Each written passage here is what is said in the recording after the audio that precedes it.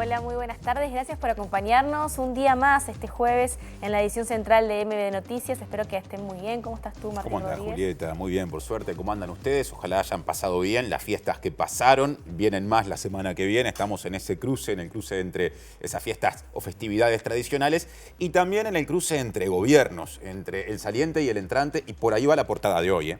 De hecho, Pablo Casciani, actual director Frente Amplista del Instituto Nacional de Evaluación y Educativa, será el presidente del CODICEN de la ANEP en el próximo gobierno. Y además diversas fuentes le dijeron a MBD Noticias que el profesor Gabriel Chirichi será el director nacional de Educación del Ministerio de Educación y Cultura y que Luis Garibaldi, que es educador preescolar, maestro y profesor de idioma español, será el asesor del futuro ministro de Educación y Cultura, José Carlos Maía. Y ahora pasamos al gobierno actual, porque este jueves se supo que el presidente Luis Lacalle Pou no asumiría su banca en el Senado ni tampoco la presidencia del directorio del Partido Nacional tras entregar el mando. Búsqueda informó que pretende ser candidato presidencial en 2029 y que en principio no renunciaría al Senado, sino que pediría licencia con respecto a esa banca que obtuvo en las últimas elecciones. Aún está pendiente que elija por cuál de todas las listas que encabezó y que obtuvieron bancas va a ser electo, y si bien en un momento trascendió que elegiría la del sector Alianza País, fuentes de ese espacio le aseguraron hoy a MBD Noticias que finalmente optará por Aire Fresco, que es el sector que el propio Lacalle Pou lidera. Así es, si les parece compartimos más noticias del día. Vamos con los titulares de hoy. El secretario de Presidencia designado, Alejandro Sánchez, dijo que el actual asesor en seguridad, Diego Sanjurjo, podría sumarse al equipo del Ministerio del Interior en el próximo gobierno. Hubo 8 homicidios en poco más de 24 horas en Uruguay. 6 fueron en Montevideo. La fiscal Eliana Travers indagará a Luciato Polansky por sus dichos sobre falsos testimonios en causas de crímenes de lesa humanidad. El exdiputado Jorge Barrera se perfila como candidato colorado a intendente de Montevideo bajo el lema Coalición Republicana. El presidente del sindicato del INAU, José Lorenzo López, dijo que el organismo atraviesa su peor crisis de los últimos 20 años. El Ministerio de Industria, Energía y Minería firmó un acuerdo con la Agencia del Cine y el Audiovisual del Uruguay para cederle en comodato el edificio de la ópera. La Intendencia de Montevideo valoró positivamente el operativo de limpieza en las fiestas. El presidente de Panamá, José Raúl Mulino, dijo que la soberanía no es negociable tras las advertencias del presidente electo de Estados Unidos, Donald Trump, quien amenazó con exigir que el canal de Panamá sea devuelto, textual palabra, a su país. Israel bombardeó objetivos en Yemen en respuesta a los recientes ataques de los rebeldes hutíes.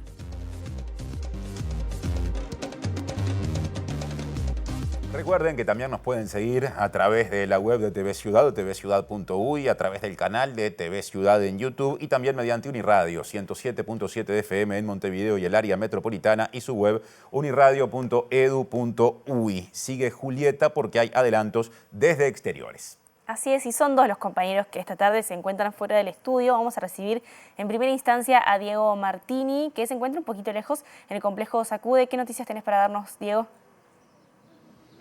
Julieta, Martín, ¿qué tal? Buenas tardes para todas y todos. 366 homicidios en lo que va del año, a falta de 5 días para que finalice, es las cifras oficiales de este índice que sirve para medir la criminalidad, lo que hace que Uruguay supere en más de un caso por día. Además, este quinquenio es el que tiene más homicidios de la historia. En cuanto a este último periodo de gobierno, vamos a estar hablando con integrantes del colectivo La Vida Vale, porque se registraron 8 homicidios en apenas 24 horas. Y hay noticias políticas que no tienen que ver con el gobierno. Allí en la Casa del Partido Colorado se encuentra Martín Duarte. Martín, buenas tardes. Juli, Martín, buenas tardes para ustedes también. En minutos va a estar sesionando aquí en la Casa del Partido Colorado para asumir las nuevas autoridades del Comité Ejecutivo Departamental, que será presidido como secretaria general. Estará la actual diputada María Eugenia Rosselló. También está la presencia del designado también a través de lo que fue la votación el pasado fin de semana, secretario general del Partido Colorado, Andrés Ojeda. En algunos minutos venimos con los detalles. La transición va por ministerios. Hoy llegó el día para desarrollo social y hubo una reunión entre el actual ministro Alejandro Sciarra y el designado Gonzalo Sibila. Nuestro ánimo es el de un abordaje constructivo de todo esto, ¿no? O sea, la vida de las personas no se divide por periodos de gobierno y las cosas que han tenido un impacto positivo vamos a tener vocación de continuarlas, profundizarlas. Obviamente que hay urgencias, que se van a tener que resolver los primeros meses de gestión, que tienen que ver con la preparación del plan invierno y demás. Pero bueno, ahí queda a criterio de las autoridades entrantes donde se ponen los énfasis.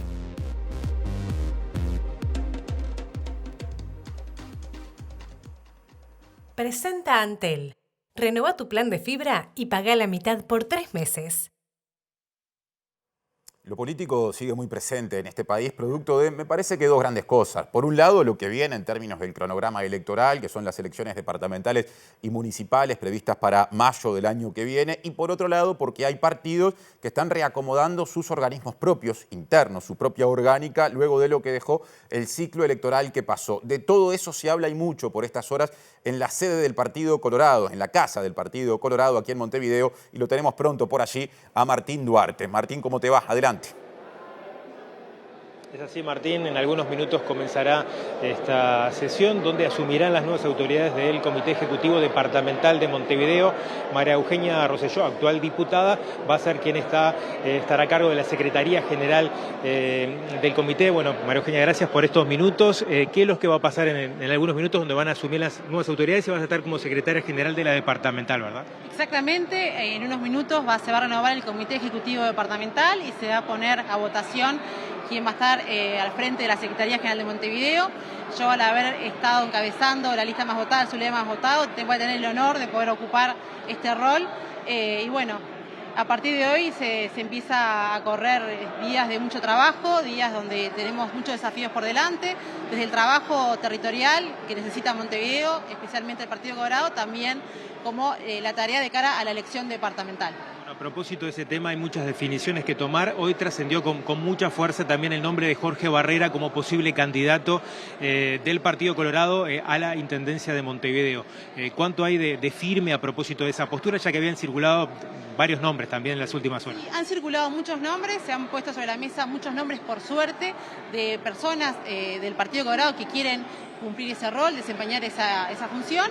Empiezan tiempos de diálogo donde tendremos que reunirnos con cada una de esas personas para justamente ver cuál es su aspiración. Nosotros aspiramos a que sea un candidato de consenso partidario, de unidad partidaria, porque creemos que es la forma en que el Partido Colorado va a crecer y nosotros necesitamos un Partido Colorado fuerte también para competir a la interna de la coalición republicana y competir la intendencia y poder ganarle el Frente Amplio.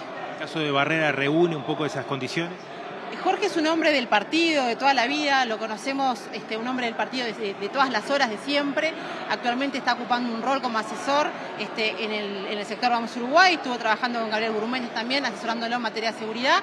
No tengo duda de que si Jorge Barrera es el nombre, el Partido Colorado va a estar apoyándolo con enorme convicción. Pero te vuelvo a insistir, hay otros nombres que vamos a tener que encarar esa serie de reuniones y de diálogos justamente para generar esos consensos partidarios. La idea es que sea un candidato de consenso y que reúna la unanimidad del partido, porque es la fortaleza que le vamos a dar al candidato. Saca un poco de Montevideo hoy, de hecho hubo algunas reuniones donde fue recibido el asesor del Ministerio del Interior, Diego Sanjurjo, y el propio gobierno electo del Frente Amplio mencionó la posibilidad de que Sanjurjo pudiera ser uno de los nombres que estuviera trabajando en el Ministerio del Interior en un futuro gobierno. ¿Qué mirada tenés acerca de ese tema? Y bueno, si va a ser un tema que también se va a estar evaluando, no en la jornada de hoy, pero sí que va a estar presente en las próximas horas, ¿de qué forma participa también el Partido Colorado dentro del futuro gobierno? Bueno, es una enorme noticia que me estás dando. Diego es un hombre de mi sector, es especialista en el tema que está trabajando en el Ministerio de Seguridad, en el Ministerio del Interior. Ha sido reconocido por todos los ministerios que han ocupado ese rol en el Ministerio del Interior.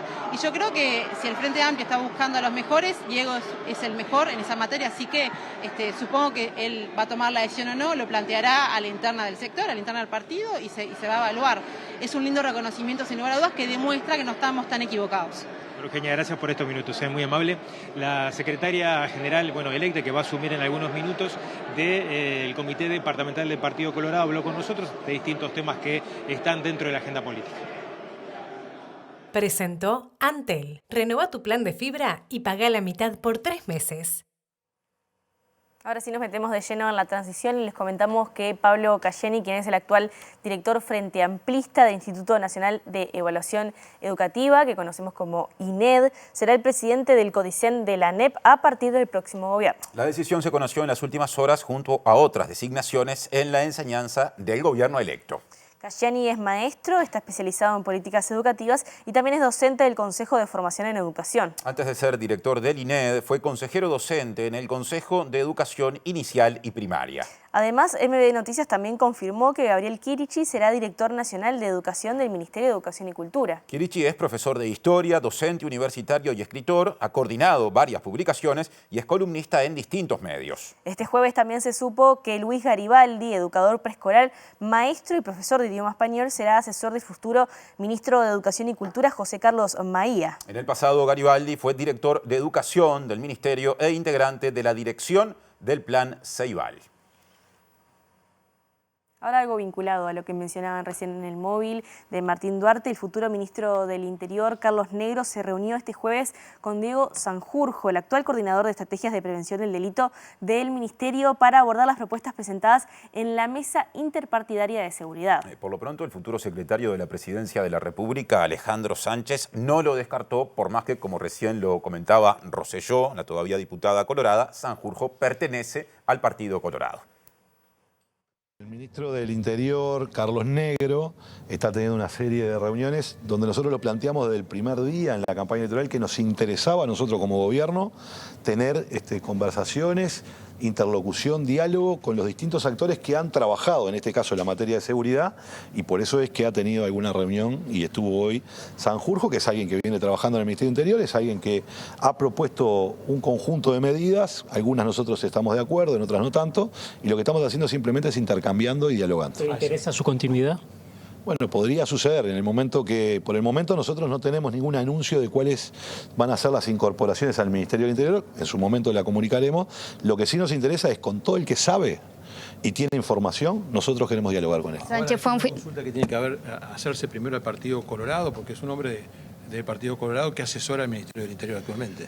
Bueno, eso se verá en su defecto, naturalmente, si posteriormente se decide que Sanjurjo participe del próximo gobierno. En principio lo que nosotros estamos haciendo es todo aquel que sabe de la temática de seguridad y que es el principal problema de los uruguayos, en este gobierno tendrá las puertas abiertas para dialogar. Sánchez fue un fin de semana marcado por homicidio, ¿le merece alguna reflexión y se hablaron de este tema con Carlos Negro?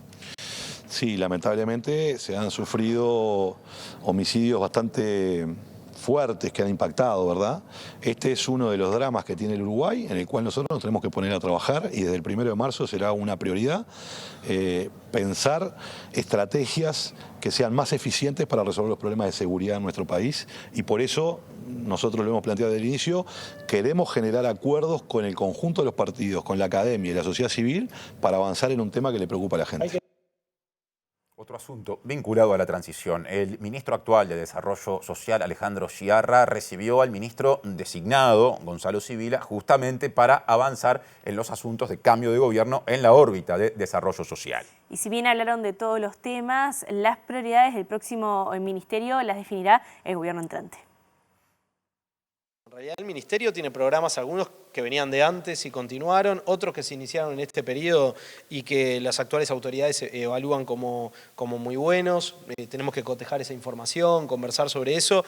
Nuestro ánimo es el de un abordaje constructivo de todo esto, ¿no? O sea, la vida de las personas no se divide por periodos de gobierno y las cosas que han tenido un impacto positivo vamos a tener vocación de continuarlas, profundizarlas, mejorarlas en lo que haya que mejorarlas y el diálogo es un diálogo que tiene que ir en esa dirección y hay otras cosas que, como en todas las gestiones, se evaluará que hay que revisar, que hay que hacerlas de otro modo, además de los enfoques que tenemos, que en algunas cosas son coincidentes y en otras son diferentes, por eso también pertenecemos a partidos políticos distintos y a gobiernos que tienen en lo general orientaciones diferentes. Así que bueno, conversaremos sin drama sobre estas cosas y tomaremos decisiones sobre la base de la evidencia, que es una cosa muy importante, ¿no? Cuando se trata de tomar definiciones que impactan en la vida de las personas, no es a ojo solamente. Hay evaluaciones, hay datos, bueno, todo eso lo queremos tener en cuenta, es información a la que iremos accediendo en un proceso. Las prioridades son todo temas sensibles. y que todo es prioridad. Y la verdad que fuimos paseando por los distintos temas, por las distintas direcciones y bueno, había un interés en conocer todo realmente, no es que haya una prioridad especial, obviamente que hay urgencias que se van a tener que resolver los primeros meses de gestión, que tienen que ver con la preparación del plan invierno y demás, pero bueno, ahí queda a criterio de las autoridades entrantes donde se ponen los énfasis. Y ahora les comentamos que el presidente Luis Lacalle Pou no asumirá su banca en el Senado ni tampoco la responsabilidad del directorio del Partido Nacional tras entregar el mando. Esto lo informó este jueves Búsqueda, que acotó que el presidente tiene como plan ser precandidato presidencial en 2029, realizando la campaña sin ocupar cargos al mismo tiempo. Según Búsqueda, Lacalle Pou ya transmitió su decisión en conversaciones informales con integrantes de su partido. Con respecto a su ausencia del Senado, el artículo aclara que no tiene previsto renunciar a su banca, sino pedir licencia. Aunque a priori no es algo seguro, esto le permitiría ingresar a la Cámara Alta en el momento en el que lo creyera conveniente. Aún está pendiente que el presidente elija por qué lista será electo senador. En las últimas elecciones, Lacalle Pou encabezó diversas listas, por lo que técnicamente puede elegir a cualquiera de las 4 agrupaciones blancas que obtuvieron una o más bancas en el Senado. Es decir, Aire Fresco, su propio sector dentro del partido, pero también Alianza País, el sector liderado por el senador reelecto Javier García, el Futuro es de Centro, cuya lista al Senado fue encabezada por el intendente de Paysandú, Nicolás Olivera, o Unidad Nacional, alianza entre el herrerismo y el sartorismo, cuyo primer candidato al Senado es el senador reelecto Luis Alberto Heber. Si bien en un momento trascendió que Lacalle Pou podría optar por Alianza País, cuya lista al Senado fue la más votada del partido y logró 4 bancas, fuentes de ese sector le aseguraron a MBD Noticias que el presidente elegirá ser electo por su propia agrupación, Aire Fresco, que consiguió 3 bancas. Esto permitiría que sus suplentes en las otras 3 listas, Javier García, Olivera y Heber, sean senadores titulares cuando comience el próximo periodo legislativo. A su vez, en Aire Fresco asumiría el actual diputado y candidato a la Intendencia de Montevideo, Martín Lema, pero podría cederle la banca a Lacalle Pou si este quisiera suspender su licencia. Con respecto a la ausencia del actual presidente de la República del directorio nacionalista, Búsqueda informó que esto haría que Javier García y que el ex candidato presidencial y actual senador electo Álvaro Delgado y la vicepresidenta Beatriz Argimón figuren con posibilidades de encargarse de la conducción partidaria. Ahora dejamos la agenda político-partidaria más dura y pasamos a otras visiones de otros asuntos que se rozan con la política, pero pasan también hacia lo institucional, porque digamos que el presidente del sindicato del INAU, José Lorenzo López, dijo que ese organismo está atravesando su peor crisis de los últimos 20 años. Señaló que las situaciones más graves son las que están enumeradas en un informe que realizó la Institución Nacional de Derechos Humanos y Defensoría del Pueblo, que refieren a los espacios que se ocupan de la primera infancia y los centros de 24 horas. Estamos atravesando una de las peores crisis de los últimos 20 años. Sin embargo, las autoridades se negaban rotundamente a aceptar eso y decían que si bien había dificultades, esto no era una crisis. Me parece que en este sentido que lo reconozcan hoy es demasiado tarde, porque tuvieron un año para buscar soluciones y no hicieron absolutamente nada, no movieron un dedo para encontrar soluciones. Se pasó el nuevo presidente básicamente haciendo diagnóstico de cosas que todos ya conocemos, porque sí, es cierto que esta situación de crisis no es una cosa nueva, sino que se ha venido generando con el tiempo. El problema es que con el cambio de mando se profundizó y entramos en un pozo en el cual la institución no ha podido salir, generando aparte situaciones que por suerte creo que como sindicato estuvimos a la altura de las circunstancias y le pudimos zafar, generando conflictos como fue el de espectáculos públicos, como fue el de locomoción y transporte, como fue el de las economías, que si no hubiera habido un sindicato se hubiera generado, digamos, una situación mucho más compleja que la que en definitiva logramos salvar, producto de la postura del sindicato y de la negociación del mismo. Pero los problemas más graves que tiene la institución están enquistados en los servicios de atención directa y fundamentalmente en aquellos de protección de 24 horas donde se atienden a niños, niñas y adolescentes. Y no solo en Montevideo, sino también en el interior del país. Y ahora les comentamos que el Ministerio de Energía, Industria y Minería firmó un acuerdo con la Agencia del Cine y el Audiovisual del Uruguay, que conocemos como ACAU, para ceder en comodato el edificio de la ex tienda de la Ópera, que está ubicado en la Ciudad Vieja. Claro, y Facundo Ponce de León, que es el presidente de la agencia mencionada, la ACAU, dijo que ese espacio será un espacio de alojamiento y también de preservación del archivo audiovisual uruguayo. Desde hace tiempo necesitamos un espacio único donde alojar el archivo, donde preservarlo mejor y donde encontrar un espacio de encuentro del sector cinematográfico y audiovisual. Buscamos y el MIEM tenía un edificio muy simbólico que es el edificio de la Ópera, a pocas cuadras de aquí, Sarandí y Juan Carlos Gómez, que era propiedad del MIEM y que estaba en desuso y que había que inyectarle de alguna manera una actualización. Y bueno, en varias charlas con Elisa, con todo su equipo, vimos que era ideal. Y dijimos, si podremos firmarlo antes de fin de año, y acá estamos 26 de diciembre firmando el comodato por el cual a partir de hoy empezamos a trabajar en que ese edificio de la Ópera se transforme en la Casa del Cine del Uruguay. La ministra de Industria, Energía y Minería, Elisa Facio, consideró que el próximo gobierno debería continuar con muchos de los programas que llevó adelante esta gestión, ya que entiende que en este periodo se le dio mayor impulso a la industria del cine para que tuviera más posibilidades. Yo creo que el próximo gobierno seguramente seguirá por esa línea porque, como te decía, es una industria que genera mucho trabajo y que genera muchas divisas para el país y además que genera cultura, y la cultura es muy importante de transmitir. El cine nos permite mostrar nuestra cultura y nos permite llegar a muchos países y a muchos lugares.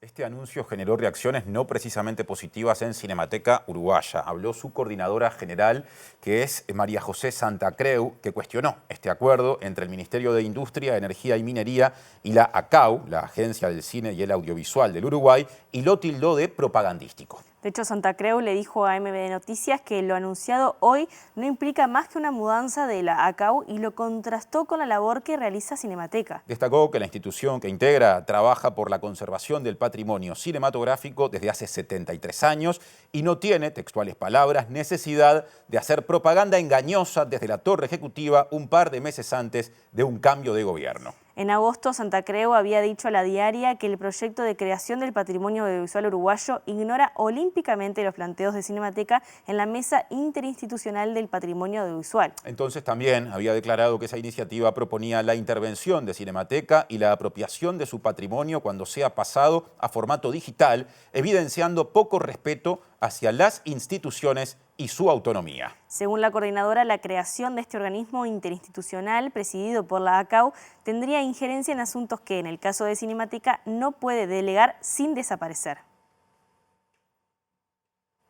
Ahora cambiamos de asunto, nos metemos en cuestiones vinculadas a la seguridad o la falta de seguridad, porque entre el 25 de diciembre y las primeras horas de este jueves hubo 8 homicidios a nivel nacional, o sea, en todo el país. Así es, 6 fueron en Montevideo y el resto en el interior, y una de las víctimas fue un adolescente de 14 años quien fue asesinado mientras intentaba separar una pelea en el barrio capitalino Plácido Yauri. El primero de los casos ocurrió en las primeras horas del 25 de diciembre. Geral Froste, un adolescente de 14 años que jugaba en Montevideo City Torque, recibió varios disparos en General San Martín y Orsini Bertani en Plácido Yauri. En ese momento, el joven fue a separar una pelea en la que se vio involucrada su madre. El presunto autor de los disparos está detenido a disposición de la fiscal de homicidios, Adriana Edelman. Tiene 6 antecedentes penales. 2 horas después de este caso, un hombre fue asesinado de varios disparos en Haití y Antofagasta, en Cerro Norte. También un hombre resultó herido de gravedad a pocas cuadras de allí. Sobre la mañana de Navidad, un joven de 19 años fue asesinado en el Rosedal del Prado con un arma blanca. Se encontraba con un amigo que se alejó para ir a comprar algo y cuando volvió lo encontró tirado en el lugar. Sobre la tarde se dio el cuarto homicidio del día en Molque y Máximo Santos, en Peñarol. Un hombre de 34 años fue hallado muerto en una casa abandonada. Los otros 2 casos en Navidad ocurrieron en el interior. En Soriano se dio el femicidio de una mujer de 47 años, encontrada en una zona rural cercana a Mercedes, con cortes en el cuello. El otro caso se dio en Rivera, cuando un brasileño de 20 años, que cruzó la frontera para saludar a su hermana, fue atacado a balazos desde un auto, ya en el lado uruguayo. Otros 2 casos ocurrieron en la jornada de este jueves. En el barrio Borro, un hombre de 30 años fue asesinado de varios disparos y el otro caso se dio en una vivienda de Cotravi, cercano al barrio La Paloma. Un hombre de 44 años fue atacado a tiros. Ahora seguimos en tema, pero desde fuera de los estudios de TV Ciudad. Ya le doy paso a Diego Martini para que presente repercusiones. Sí, compañeros, buenas tardes. Para complementar la información del homicidio del adolescente de 14 años en el barrio Plácido Yauri, fue imputada una persona esta tarde por la fiscal de homicidios Adriana Edelman por un homicidio muy especialmente agravado y permanecerá 180 días de prisión preventiva mientras dura la investigación. Hoy repasamos más temprano las cifras de homicidios. Llegamos a 366 casos en el año. Es la forma en la que se mide la criminalidad de los países. Los homicidios, lo que hace superar o por lo menos tener el promedio de un caso por día. Uruguay no tenía o venía en esta tendencia, tenía menos casos y este se convierte en el quinquenio con más homicidios de la historia si sumamos desde marzo de 2020 y todavía queda hasta febrero del año próximo. Vamos a hablar con Félix González, integrante del colectivo La Vía Vale, un colectivo que se ha manifestado desde hace mucho tiempo, ha congregado varias marchas, ha congregado varios encuentros, se ha congregado con vecinos, vecinas, con organizaciones sociales para tratar esta temática que los afecta. Félix, gracias por estos minutos y bueno, ¿cómo vivieron lo que fue este día con 8 homicidios que se dan desde el 25 de diciembre? Bueno, es terrible, ¿no? Porque hoy en la actualidad la mayoría de los conflictos sociales se están resolviendo por medio de la violencia y eso hace que estas situaciones recrudezcan. Aparte, hoy se intenta de repente justificar algunas cosas como diciendo esto fue por el narcotráfico, por las bandas, pero en los hechos son muertes que están naturalizando la situación y no hay una medida que logre terminar con esto. Nosotros en el transcurso del año pasado, estos últimos años, hemos hecho algunas marchas a la Torre Ejecutiva, le hemos entregado cartas al presidente, que no hemos tenido ninguna respuesta, pero tampoco soluciona esta situación. Y más allá que el gobierno dice que los delitos bajaron en algunos casos, la realidad muestra que no, que siguen aumentando y donde estamos en esta espiral de violencia, que no es un problema por la fiesta, es un problema que sucede semana a semana, mes a mes, y no hay una medida concreta que logre terminar con esto, ¿no? Por lo menos no se ve a corto plazo. El Ministerio del Interior tampoco nunca los recibió, ¿no? No, ni el Ministerio del Interior ni el MIDE. A pesar de que cuando nosotros mandamos la primera carta al presidente, nos dijo que se iban a comunicar con nosotros, de esto hace 2 años, 3 años atrás, que se iba a comunicar con nosotros tanto el MIDE como el Ministerio del Interior, y todavía estamos esperando la comunicación y la respuesta. Nunca se comunicaron con nosotros y el gobierno tampoco atendió. Incluso en este último tiempo le hemos mandado unas cartas al sistema político en general, a los parlamentarios y todo eso, que no hemos tenido respuesta y esperamos que el gobierno que se inicia en marzo por lo menos pueda tome algunas medidas para ir resolviendo este problema, ¿no? Porque en los 60 días que quedan de este gobierno no creo que si no lo hizo en los 5 años lo vaya a hacer ahora, no creo que tenga esa inquietud y esa preocupación por resolver este tipo de conflictos. Representantes de seguridad, por ejemplo, Gabriela Valverde, que hoy está de subsecretaria, ¿en algún momento tuvieron contacto con la Vía Vale o personas vinculadas a seguridad del Frente Amplio, que seguramente hoy trabajan en el gobierno, tuvieron contacto con ustedes? Sí, nosotros hemos hecho muchas conversatorios, algunos cuantos, y hemos invitado a la academia, a jerarcas y que han participado de estos conversatorios donde plantean las soluciones que pueden venir. Nosotros hemos planteado unos nodos de convivencia comunitario que tiene que ver con atacar el problema desde el inicio, no como hoy el sistema político en general lo quiere resolver por medio de cárceles, cuando ese es el final de la cadena. El principio de la cadena implica atender las situaciones sociales que hay en cuanto a la pobreza infantil, a la pobreza de amas de casa, de mujeres solas, y a la pobreza en general, ¿no? Que tiene que ver con la vivienda, la salud y la educación, y eso no se está tomando medida con respecto para resolver eso. ¿Han visto a los interruptores de violencia? Poco y nada, y hasta ahora tanto ese programa dual como los interruptores de violencia no han dado ninguna respuesta a esta situación, más allá del nombre, pero no, hasta nosotros muy poco los vemos y el sistema dual que implementó el gobierno tampoco ha tenido mucha solución. Prueba de ello la cantidad de asesinatos y muertes que hay a diario, ¿no? Entonces, no, eso hasta ahora no ha mostrado ninguna solución. Félix, te agradecemos por estos minutos y te prometo que la próxima vez venimos también a difundir las actividades que hacen acá en el Sacude. Bueno, los esperamos en el Sacude ya que empiezan las actividades de verano a partir de enero y por lo tanto los esperamos para poder a difundir.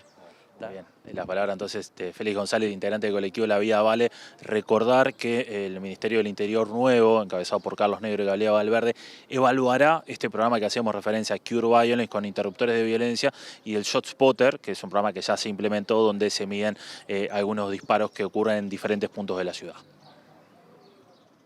Gracias, Diego y equipo. Vamos a continuar ahora con información referida a la seguridad. De hecho, el excomisario Carlos Taroco, que está actualmente procesado con prisión por su colaboración con el ex senador Gustavo Penades, está siendo indagado por un doble intento de homicidio. Sí, y la fiscal Alicia Ghione está a cargo de esta investigación luego de denuncias al respecto recibidas.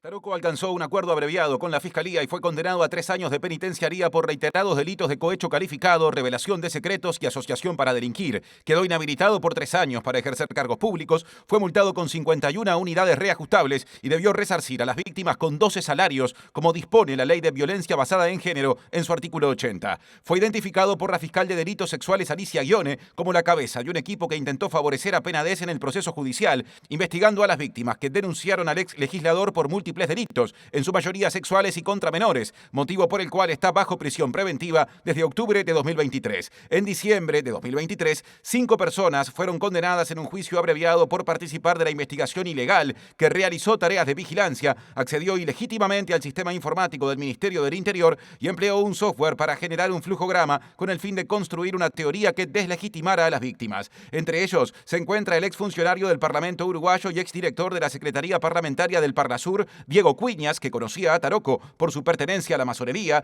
un exfutbolista y un asesor personal de Cuiñas. También fueron condenados 2 policías. Uno de ellos, que trabajaba directamente con Taroco, es Federico Rodríguez, actualmente bajo prisión domiciliaria, pero de quien se desconoce el paradero desde abril. Las fuentes consultadas por MBD Noticias señalaron que la fiscal Ghione ahora investiga a Taroco por 2 denuncias de intento de homicidio contra Cuiñas y Federico Rodríguez. Según las nuevas denuncias, Taroco habría dado la orden desde la cárcel de Fray Bentos de asesinarlos porque los considera colaboradores en el caso que lo involucra.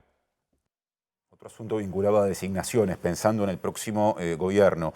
El comisario general Alfredo Clavijo será el jefe de policía de Montevideo, justamente cuando comience la nueva administración. Esto lo pudo confirmar MBD Noticias con fuentes del gobierno electo. Así es, y Clavijo fue jefe de la Guardia Republicana en el último gobierno del Frente Amplio. El nombre del comisario general Alfredo Clavijo se había manejado inicialmente como futuro director de la Policía Nacional. Sin embargo, tras su designación, el futuro ministro del Interior, Carlos Negro, propuso para ese cargo al actual jefe de policía de Montevideo, el comisario general retirado Mario Delía. Negro justificó su propuesta en la buena relación que tiene con el actual jefe de Montevideo en virtud de su trabajo como fiscal en los últimos años. No obstante, a nivel del gobierno electo existen algunas dudas respecto a la conveniencia de asignar la responsabilidad de la dirección de la Policía Nacional a un oficial retirado que además ha trabajado en esta administración. Las fuentes del gobierno electo que consultó MBD Noticias indicaron que el criterio del futuro ministro del Interior es mantener a la mayor cantidad posible de jefes de policía en el interior del país, al menos en la primera etapa de la nueva administración. Con respecto a la jefatura de policía de Montevideo, las mismas fuentes indicaron que actualmente se cuenta con unos 6.500 efectivos distribuidos en toda la ciudad. De ese total solo están armados unos 4.000 porque el resto tiene licencia por enfermedad o enfrentan algún tipo de tratamiento psiquiátrico o medidas judiciales que les impiden el porte de armas. Otro problema que están visualizando las futuras autoridades policiales de la capital es la situación de una abultada deuda por concepto de pago de horas del servicio 222 de vigilancia que abre la posibilidad de un potencial conflicto con los efectivos que no las han cobrado. Hace unos minutos nada más escuchábamos en el móvil de Martín Duarte cómo le consultaba a María Eugenia Rosselló el tema de que Carlos Negro le ofreció, quien va a ser futuro ministro del Interior, le ofreció quedarse en algún cargo técnico a Diego Sanjurjo. Claro, y nuestro compañero Martín Duarte, que está en la sede del Partido Colorado, confirmó que Sanjurjo va a aceptar ese ofrecimiento y se va a desempeñar entonces, cuando comience el próximo gobierno, como asesor técnico del futuro ministro del Interior, o por lo menos en la estructura del que será el Ministerio del Interior a partir del 1 de marzo. Recordemos que en este momento Sanjurjo es coordinador o dirige un programa o una división vinculada a las estrategias de prevención del delito dentro del Ministerio del Interior. Pertenece al Partido Colorado y, según lo que averiguó Martín, ya le comunicó al partido su decisión y el secretario general colorado, el senador electo Andrés Ojeda, está de acuerdo con que acepte el ofrecimiento. Continuamos hablando de política ahora, de política departamental, si te parece, porque el edil frente amplista Claudio Visillac respaldó la posible postulación a la Intendencia de Montevideo del senador reelecto Mario Vergara. Claro, Visillac, recordemos, forma parte de Asamblea Uruguay, que es un sector del Frente Amplio que integra ese paraguas más amplio llamado sereñistas, igual que Vergara, que pertenece al sector Fuerza Renovadora, y dijo el edil que entiende que la intendencia debe ser encabezada por alguien dispuesto a quedarse 2 periodos consecutivos, o sea, 10 años como intendente de Montevideo. Desde Asamblea Uruguay, junto con los compañeros de Sereñistas, estamos promoviendo, poniendo a disposición el nombre del compañero Mario Vergara, que es un compañero con una vastísima experiencia, con una muy buena gestión en todos los ámbitos donde le tocó ocupar responsabilidades, y creo que es un candidato para el momento también. Mario, ¿en qué sentido? Ahí Mario ha planteado una mirada a 10-15 años de Montevideo, tratando de salir la lógica de trampolín desde la Intendencia de Montevideo, que lamentablemente hemos tenido, o lamentablemente o no, pero son circunstancias que se han impuesto o que a veces las impone el mismo partido, ¿verdad? Mario está planteando un Montevideo a 10-15 años, está planteando redefinir un nuevo ABC, que tiene que ver obviamente con, primero, poner la movilidad y la limpieza y el ambiente como centro de las políticas públicas, y además impulsar una agenda metropolitana muy necesaria. Otro asunto, la fiscal de flagrancia, Eliana Travers, investigará la causa que se va a abrir sobre los dichos de la ex vicepresidenta Lucía Topolansky acerca de la existencia de presuntos falsos testimonios usados para perjudicar a represores que se encuentran presos. La magistrada comenzará sus actuaciones en febrero, luego del final de la feria judicial. Esta designación se da luego de que el pasado lunes la jueza penal Verónica Pena resolviera no hacer lugar a una solicitud del fiscal especializado en crímenes de lesa humanidad, Ricardo Percivale, quien había pedido citar a Topolansky para solicitarle aclaraciones. Presenta Casur Seguros. Somos la primera cooperativa de corredores de seguros del Uruguay. Contamos con soluciones personalizadas de las compañías más importantes de Uruguay para proteger lo que más importa. Unidos para un futuro asegurado. Contacta con nosotros. Y recibimos, como todos los jueves, a Alejandra González para hablar sobre su columna de Opinión Ciudadana, la columna en realidad de la Usina de Percepción Ciudadana. ¿Cómo estás, Alejandra? ¿Todo bien? Hola, ¿todo bien, Juli? Sí, el día de hoy, que es la última columna del año de la Usina, traemos información de un relevamiento que terminamos de procesar hace horas, que tiene que ver justamente con la situación económica del país y las perspectivas económicas de la ciudadanía. Así que hoy vamos a estar hablando de la opinión de la ciudadanía acerca de la situación económica actual del país, la que podría pensarse de aquí a 12 meses y la opinión más personal o familiar vinculada a eso. Perfecto, ¿con qué arrancamos? Empezamos con la opinión sobre la situación actual del país. Bien, la situación económica actual del país. Vemos que esta placa tiene 3 gráficos distintos. Más a la izquierda vemos las opiniones generales y después vemos cómo está desglosado según las personas que votaron a Orsi en noviembre o quienes votaron a Delgado en noviembre. Bien. Entonces vemos bien a la izquierda, vemos que hay un 37% de la ciudadanía que tiene una visión positiva, esto es buena o muy buena, sobre la situación económica del país.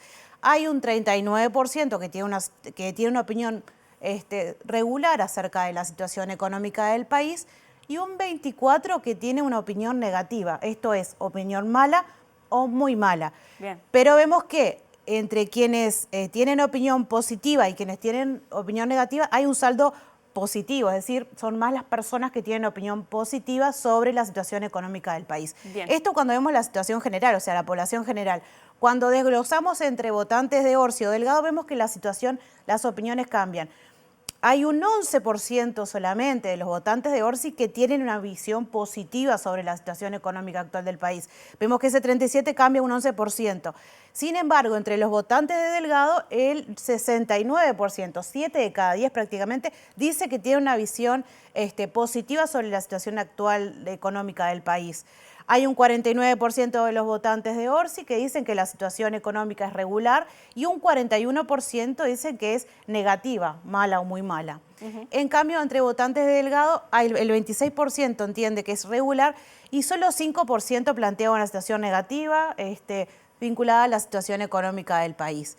Ya después, en la placa que viene, lo que traemos para mostrar es cuál es la perspectiva sobre la situación económica del país de aquí a 12 meses, Bien. Cómo proyecta la ciudadanía la situación económica. Y en ese sentido también vemos que cuando hacemos foco en las respuestas generales sin desglosar por simpatía político-partidaria o por candidatos de noviembre, vemos que el 22% de la ciudadanía cree que la situación económica del país será mejor de aquí a un año. Hay un 42% que dice que se mantendrá igual y hay un 24% que dice que estará peor. Tenemos un 12% que no sabe y no contesta. Bien. Cuando vamos al caso de votantes de Orsi, vemos que ahí el optimismo crece. Hay un 40% de las personas que dicen que la situación económica de acá a 12 meses será mejor, la situación económica del país. Después hay un 45% que dice que es igual y hay un 7% que plantea que es peor. Y bueno, tenemos ese 9% que no sabe, no contesta. Y si vemos en votantes de Delgado, se revierte también acá la situación. De acá a 12 meses, los votantes de Delgado, solo un 4% cree que será mejor la situación económica del país. Hay un 38% que dice que se mantendrá igual, pero es superior la cantidad de gente, entre 44%, que dice que la situación económica del país será peor. De pronto, lo más significativo también es detenernos en esta placa primera, en este gráfico primero que habla de la situación, de las opiniones en general vinculadas a la situación económica del país, sobre todo porque cuando vayamos a la próxima placa, que vamos a estar viendo la situación económica personal o familiar, vemos que la ciudadanía es mucho más optimista en cuanto a situación personal o familiar más que en cuanto a la situación económica del país en general. Bien. Vemos que en la placa anterior el 22% de personas que decían que la situación del país iba a ser mejor, ahora cambia a un 32% cuando le preguntamos la situación económica personal o familiar. Hay un 39% que dice que su situación económica personal se mantendrá igual. Hay un 16% que dice que será peor, que visualiza que va a ser peor, y hay un 12% que no contesta. También hicimos el mismo ejercicio de ver qué pasa cuando hacemos un zoom en votantes de Orsi y qué pasa cuando hacemos un zoom en votantes de Delgado. Vemos que los votantes de Orsi son mucho más optimistas, o sea, la mitad de las personas que votaron a Orsi en noviembre dicen que la situación económica familiar o personal será mejor de aquí a 12 meses. Hay un 36% que dice que se mantiene igual y en un 7% hay personas que dicen que será peor y también es el mismo porcentaje de quienes no saben o no contestan. Bien. Vamos a la situación de Delgado en específico, ahí vemos que también los números se revierten como pasaba en la situación más de cara a país. Las preferencias políticas.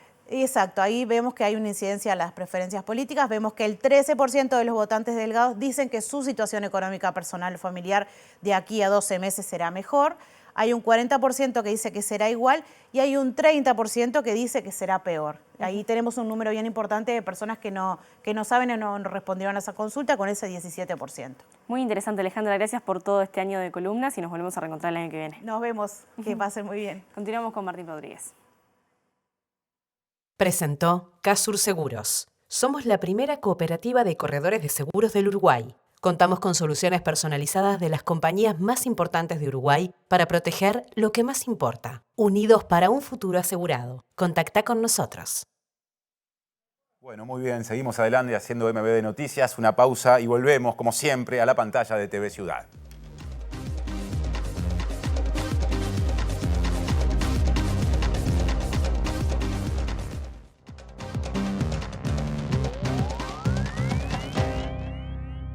Presenta Mercado Agrícola de Montevideo, en el corazón de un barrio donde late la ciudad. Mercado de Historias. Mercado de Historia. ¿Qué tal? Buenas tardes. Abrimos el capítulo internacional hablando del presidente electo de los Estados Unidos, Donald Trump, quien ya ha hecho algunas afirmaciones que han generado a nivel internacional muchísimas repercusiones. Lo hizo cuando habló de Canadá como un gran estado que debería integrarse a los Estados Unidos. También hace pocos días manifestó su intención no solamente de comprar la isla de Groenlandia, sino de la importancia geopolítica que tiene para los Estados Unidos, lo que motivó que Dinamarca, por ejemplo, reaccionara inmediatamente, que es quien administra la isla de Groenlandia, e incluso anunciara una inversión de 1.600 millones de dólares en defensa para poder proteger esta zona que considera como propia. Pero el punto más álgido de esta discusión ha sido el que ha tenido con el gobierno de Panamá, luego de que dijera que podría recuperar el canal de Panamá para ir contra, bueno, lo que entiende es una estafa por parte del gobierno panameño, no solamente por los peajes que le cobra a los barcos de Estados Unidos, sino que habló de la presencia de soldados chinos en ese país. El presidente José Raúl Mulino de Panamá descartó no solamente la presencia de chinos en Panamá, sino que dijo que no va a haber ningún trato con Estados Unidos que tenga que ver con la soberanía sobre el canal y que tampoco se van a modificar los precios de los peajes. No existe ninguna posibilidad por este presidente de hablar nada que busque replantear la realidad jurídico-política del Canal de Panamá en manos panameñas. Eso para mí, si por ahí viene la intención de hablar, pues no hay nada que hablar. Y la respuesta es no. Los peajes no se hacen al antojo de los presidentes de Panamá y del administrador de la vía. Se fijan en un proceso público y abierto en el que participan clientes y otros actores, declaró el presidente panameño José Raúl Mulino. El mandatario destacó además que esperará al 20 de enero cuando asuma Donald Trump para hablar con el gobierno de Estados Unidos de temas bilaterales importantes como la migración ilegal, aunque aclaró que no existe ninguna posibilidad de hablar nada que busque replantear la realidad jurídico-política de que el canal es panameño. Mulino descartó también la presencia de militares chinos en Panamá, algo que calificó de disparate, luego que Donald Trump afirmara que los maravillosos soldados de China están operando de manera amorosa pero ilegal el canal, asegurándose de que Washington ponga miles de millones de dólares en dinero de reparación, pero que no tenga absolutamente nada que decir sobre nada. Donald Trump ha denunciado que Panamá está estafando a Washington mucho más allá de sus sueños más salvajes con el canal de navegación entre el Mar Caribe y el Océano Pacífico y anunció que designó a Kevin Marino Cabrera, comisionado del condado de Miami-Dade en el estado de la Florida, como embajador estadounidense en el país centroamericano y de quien dijo sabrá defender los intereses de Estados Unidos. Y ahora nos vamos al escenario de Oriente Medio, que parece haberse trasladado a Yemen. Pero antes de entrar en eso, hay que decir que las negociaciones, que parecían bastante avanzadas entre el gobierno israelí y Hamás para la liberación de rehenes y el intercambio de prisioneros, volvió a atascarse con acusaciones mutuas tanto entre Hamás como el gobierno israelí. La muerte sigue presente en Gaza, decenas de muertos en los últimos días en nuevos ataques israelíes. Pero Israel atacó el Yemen porque se produjeron algunos ataques con drones y misiles balísticos por parte de los rebeldes hutíes que tienen el dominio de ese país sobre territorio israelí. En uno de los ataques al aeropuerto de Sana casi le pegan al jefe de la Organización Mundial de la Salud, Tedros Ghebreyesus, quien estaba precisamente en el aeropuerto de Yemen en el momento en que llegó uno de los tantos ataques de Israel sobre ese país.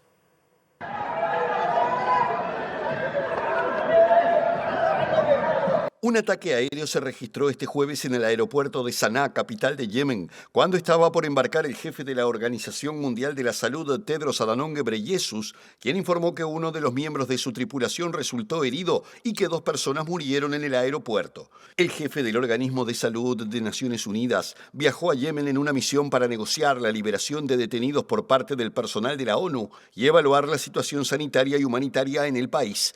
Israel bombardeó la costa oeste y zonas del interior de Yemen en respuesta a los lanzamientos de misiles balísticos y drones a territorio israelí por parte de los hutíes, y la aviación israelí lanzó un ataque basado en inteligencia contra infraestructuras utilizadas por los rebeldes en el aeropuerto de Saná, centrales energéticas y otras posiciones en los puertos de la costa oeste, según un comunicado militar.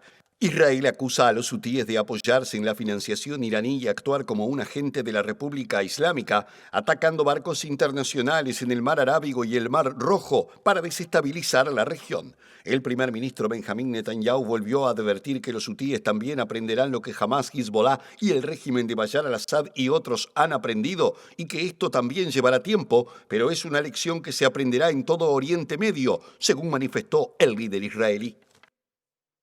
La ONG española Caminando Fronteras dio a conocer hoy la cifra de muertos en su intento por llegar solamente a España. Más de 10.000 personas migrantes, particularmente de África, han muerto en ese intento, reitero, solo para llegar a España. No estamos hablando del resto de los países. La mayoría de los muertos se ha dado en la terrible ruta que existe entre el oeste de África, particularmente en Mauritania, en el intento de llegar a las Islas Canarias. Un gran número de mujeres y de niños están involucrados en estos episodios donde más de 130 naves desaparecieron sin dejar absolutamente ningún rastro. Los números se han incrementado en relación al año anterior. Las cifras entregadas en esta jornada representan un 58% más al registrado por esta organización el año pasado e incluye a 1.538 niños y 421 mujeres, señaló Caminando Fronteras en un informe que abarca el periodo comprendido entre el 1 de enero y el 5 de diciembre del 2024, lo que supone una media de 30 muertes al día frente a las 18 del 2023.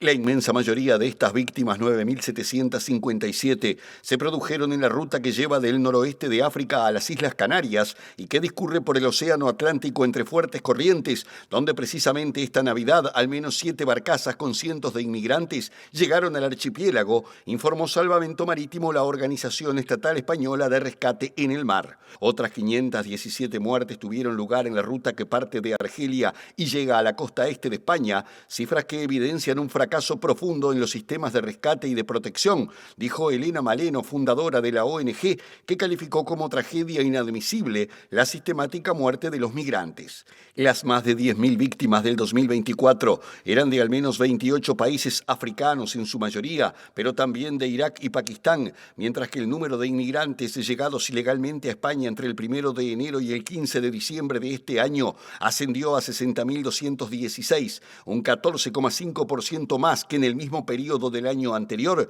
según datos del Ministerio del Interior de España. Presentó Mercado Agrícola de Montevideo, en el corazón de un barrio donde late la ciudad. Mercado de Historias.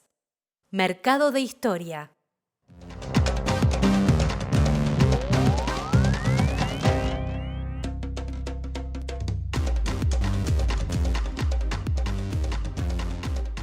Último bloque que viene con pronóstico del tiempo, como siempre. Así es, Martínez. Vamos a comentar que mañana, viernes 27, en la mañana va a estar claro y algo nuboso, y hay una baja probabilidad de precipitaciones escasas y también neblinas. Claro, eso es lo que está previsto para, como decía Julieta, jueves. Pasamos ahora a la jornada siguiente, mejor dicho, para el viernes, lo que decía Julieta, y ahora sí, la jornada siguiente, que es el sábado 28 de diciembre, en Capital y cercanías. Por la mañana, cielo algo nuboso y nuboso. Lo mismo por la tarde y la noche. No se pronostican lluvias para el sábado, ya en el comienzo del último fin de semana del año, y las extremas son las que ven. Una máxima pronosticada de 23 grados y una mínima de 16. Gracias por acompañarnos, quédense porque viene el lado B. Claro, llega el lado B a la pantalla de TV Ciudad y mañana tempranito, 8 de la mañana, MBD Noticias reaparece con su primera edición, el segundo turno a las 13 y con Julieta estaremos 18:55. Hasta entonces, nos vemos. Que pasen bien.